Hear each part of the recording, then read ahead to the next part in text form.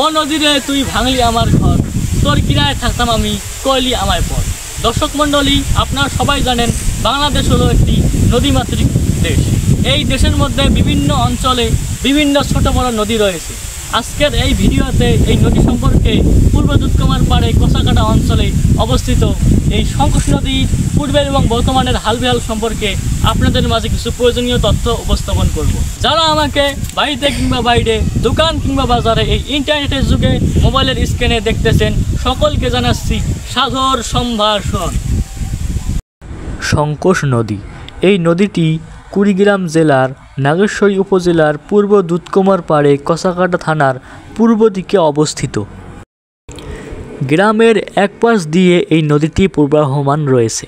এই নদীটি গিয়ে মিশে গেছে গঙ্গাধার পর্যন্ত, এরপর সেখান থেকে দূর দূরান্ত সকল নদীগুলোর সাথে মিশে গেছে। এই নদীটি হলো সবচেয়ে প্রাচীন একটা নদী।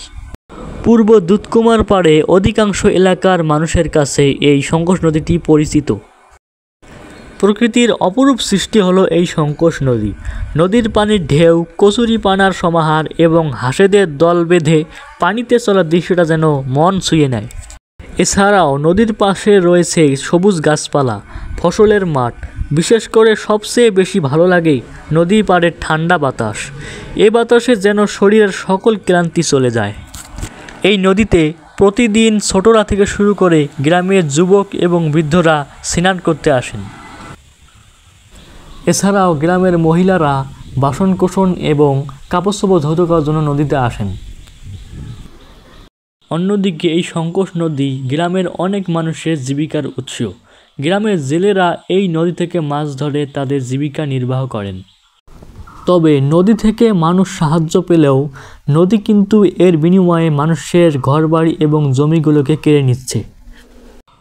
এর মূল কারণ হলো মানুষ স্বয়ং নিজে। প্রাচীনকালে এই নদী ছিল অনেক ছোট এবং শান্তশিষ্ট, কিন্তু বর্তমানে নদী থেকে অতিরিক্ত বালা কাটার ফলে নদী হয়ে যাচ্ছে অনেক ভয়ঙ্কর। এর ফলে অতিরিক্ত নদী ভাঙ্গন হচ্ছে এবং বন্যায় মানুষের জমি এবং ঘরবাড়ি সহ ভেঙে পড়ছে এবং নদী প্রসারিত হচ্ছে।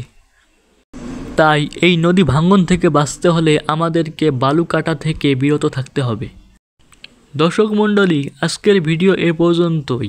এরকম নিত্য নতুন তথ্যের ভিডিও পেতে আমাদের ফেসবুক পেজটি ফলো করুন এবং ইউটিউব চ্যানেলটি সাবস্ক্রাইব করে রাখুন। ভিডিওটি ভালো লাগলে লাইক, কমেন্ট, শেয়ার করে দিবেন। ধন্যবাদ।